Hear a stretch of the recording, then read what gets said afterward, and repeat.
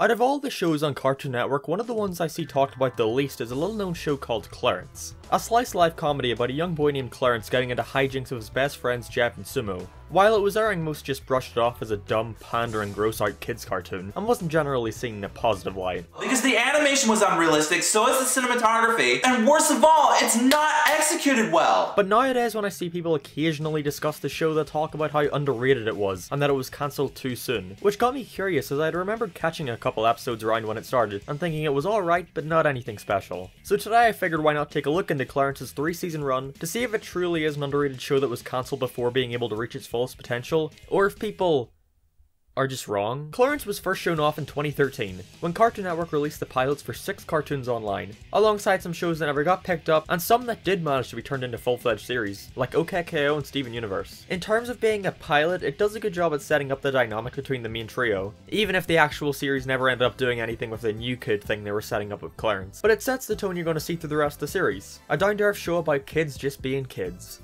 It's actually funny comparing Clarence's pilot to the pilots of the other shows that were picked up, like, here's OKKO's pilot, then here's the actual cartoon, here's Steven Universe's pilot, here's the actual cartoon, and here's Clarence's pilot, here's the actual cartoon. Other than the animation being a lot cleaner and the voices changing slightly, the pilot of Clarence is almost the exact same as what the show turned out to be. Behind the series was Skylar Page, a former storyboard artist on Adventure Time, who conceived and developed the show while at Cal Arts. He wanted the show to have a naturalistic vibe, being inspired from other slice-of-life shows from the 90s, and wanted the show to be about empowering kids and having fun. This little boy who always just will have fun no matter what. I'll have fun with anybody.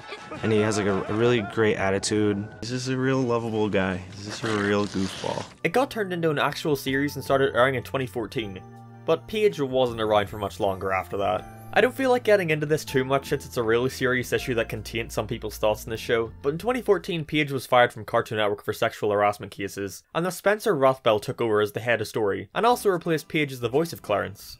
The creator getting kicked off his own show and being replaced by others is a very similar thing to what happened to Ren and Stimpy, and many believe that's what killed that show, which makes me a little concerned for Clarence. But let's get right into it. Clarence sees the characters doing a variety of relatable things you would expect kids to do, like go to an arcade, try to build stuff, entertaining themselves in a supermarket, while still managing to put a fun spin on the situation, without getting too surreal or out of hand. Since it's an episodic comedy, there's not much to say in terms of a story, so I felt I may as well get through the general idea of what the show tries to do. But there should be at least a handful of episodes that you'll watch and go, oh, I remember doing that.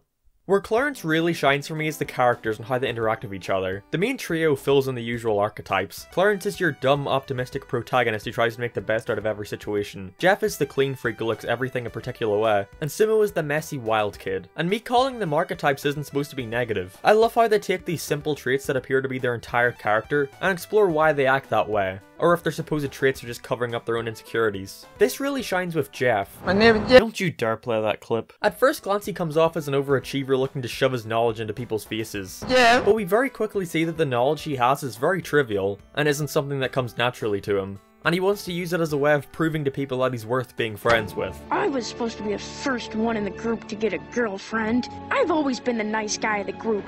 Guess nice guys do finish last. And despite him on the outside acting as if he's above Clarence and Sumo, we get plenty of moments showing that he does care for them and appreciate their friendship. They also do this a lot with Sumo. Many of the more serious and character-driven episodes are usually focused on him, such as the episode where he tries to build a boat or take care of a bird. I did it! I did it! My boat worked! And finally there's Clarence. A lot of people complain about him and say he's annoying, but I'm like, have you ever been around a child before? Personally, and I know people are going to disagree with this, but I think Clarence is the best written kid I've ever seen in a cartoon. You guys' carpets are stain-proof? Oh, Clarence, no. That's amazing. What other secrets does this house hold? Sure, he's loud and annoying, but that's what kids are. And usually when they feature those parts of his personality, it's to show his flaws and lets us see the less likable parts of his personality. And for a majority of the time, he's helpful, optimistic, friendly, and tries to make everyone around him happy. I don't know, maybe I'm in the minority here, but just because a character is shown to have flaws doesn't make them bad. And even when he's loud and obnoxious, I never minded because he was still written as charming and likable. You believe he's just a kid, so you forgive those flaws. I'd rather that than him just be a perfect character who can do no wrong. I also appreciate how they try to give screen time to the side characters, such as many of Clarence's classmates getting their own episodes, like Brady, Belson, Chelsea, Gilbin. You took over my whole party! Gilbin, And the list goes on. They're all fun to watch and get their time to shine throughout the series. I probably liked Brady the most. I love that he's literally just Charlie Brown. Gosh, she's beautiful. She probably doesn't even know I exist. Oh boy.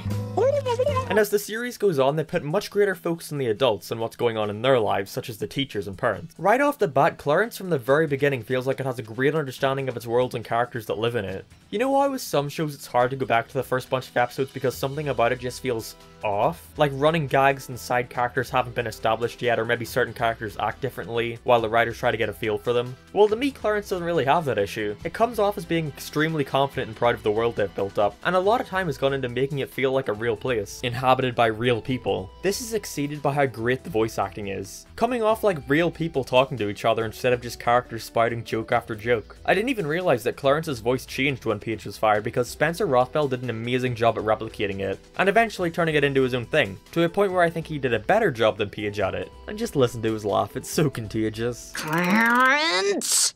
And you can't even tell that many of them are voiced by adults because they do such a good job at portraying a kid. And I honestly prefer when they get adults to play kids, so you don't get the issues that come with child actors. Case in point, here's season 1, Jeff. I would like a scout meal. Okay then. Except, take out the burger, I just want the fries, the drink, and the toy. Here is season 3, Jeff. Clarence, don't believe him. What? Why not? Do you think that dog could shoot a gun? Puberty was not nice to this boy. One thing that may be off-putting to some is how the characters look. Something they wanted to do with the character designs in this show is to make all the characters look like they could be the main character of their own show, and it results in a cartoon that looks consistent in its inconsistencies, with each character seeming like they don't even belong in this universe. Like, I know everyone has already said this, but Jeff is literally just Steve from Minecraft, and you cannot tell me it wasn't intentional. At a certain point, I can't help but look at these characters and wonder how they even manage to live or function at all. Like, some of them can't even speak actual words and talk like Banjo-Kazooie characters. Some don't have mouths, and Gilbin... You know, Gilbin's cool. But I actually don't mind these varied character designs, as it makes them all stand out and not just be seen as random background characters used to fill up a classroom. And speaking of the art style, I've never really understood the complaints about this show's animation. All the characters are animated fluidly and can be really expressive. I love how varied their expressions are. I especially love when Sumo gets angry and turns into a rough, crudely drawn version of himself. Hey, Kimo! Feel my baby! And the backgrounds all look great. I love the natural vibe they give off, with very earthy colours, and being cluttered with small details and Easter eggs. It's also not afraid to change up the animation style at times, like the episode made to look like an old Disney cartoon. This stuff is really entertaining to see. What's the news in the world, old chap? I don't know. Why don't you read it and find out? Huh? Oh! But at the end of the day, Clarence is a comedy, and its main goal is to make you laugh, so how well does it accomplish this? Well, in my opinion, greatly. I'm the movie dinosaur. Uh-oh, I got a bad review. Who boarded? Like I mentioned before, it's all built on character interactions and doesn't really rely much on random gags, although they do have those every now and then. But I find the characters so charming and likable that most of my enjoyment comes from the random lines and character moments that manage to catch me off guard. And just because it's episodic and only really cares about being funny doesn't mean there isn't any continuity. A goal I had with season 3 in particular was to expand the world more, and have some stuff carry over between episodes, even getting an hour-long special and having a running story of Sumo moving school, so the trio have to deal with maintaining their friendship outside of school. They also weren't afraid to switch up the format more this season. With Sumo being out of the picture most of the time, it gave them opportunities to pair Clarence up with different classmates, and do different stuff entirely, like having an entirely improv episode of a character being played by Brendan Small, the creator of Home Movies. Funny you mention that, because I actually do know a lot See, that's what I thought. Wow, you nailed it. I love how subtly and naturally Jeff and Sumo's relationship changed from season 1 to season 3. Going from two people who begrudgingly hung out with each other because of both of them being friends with Clarence, to being able to tell that they've genuinely built a friendship with one another and appreciate each other's company. And there are a ton of points in this show where they know to take things seriously and manage to have a heartfelt moment. Hello? Hi, this is Sumo. I love you. Oh, well, thanks. I really needed to hear that today. Next there! But again, that's usually all they are. Short moments that don't really amount to much.